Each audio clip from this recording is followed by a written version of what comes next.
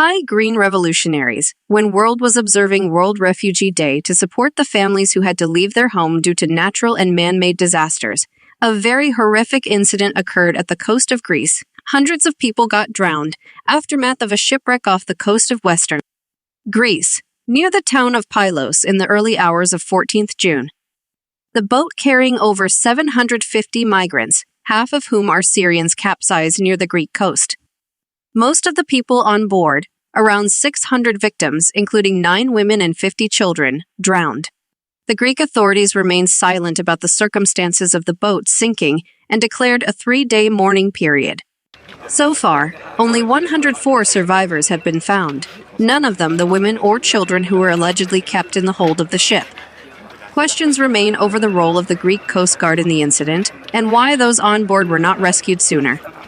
Alarm Phone, a hotline for refugees in distress in the Mediterranean, said it had alerted Greek authorities at 5:53 p.m. local time after it had been contacted by those on board for help.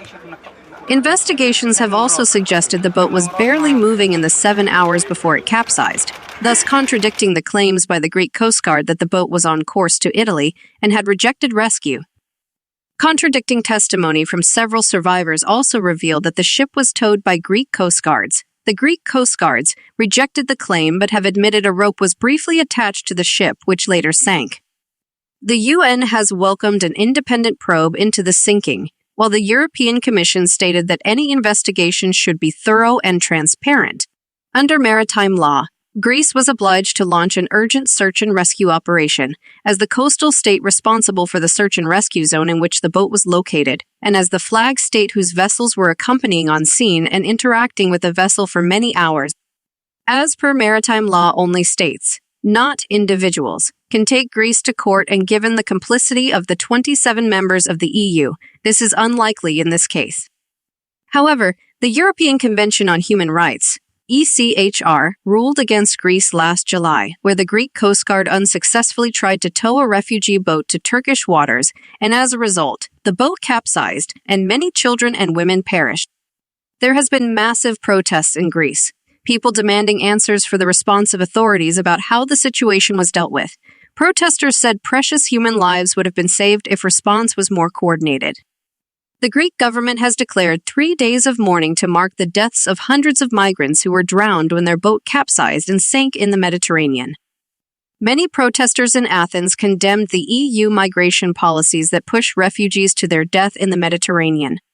Do pushbacks against cops and Nazis, not refugees, people chant. Many people on social media are also comparing media response to OceanGate's submarine and Greek refugee boat tragedy and have criticized double standards of media and authorities. But we, the Green Revolutionaries, share the pain of all and pray for every bereaved family. Wars have always been a destructive force, causing immense suffering and loss of life. As responsible people, we must stand up for sustainable peace and progress, and should actively support those who are in distress through our voices. Your voice in support of peace and progress is of utmost importance for a happy and sustainable future for our generations. After so much destruction over recorded history of thousands of years, we must learn to live in peace with each other and nature.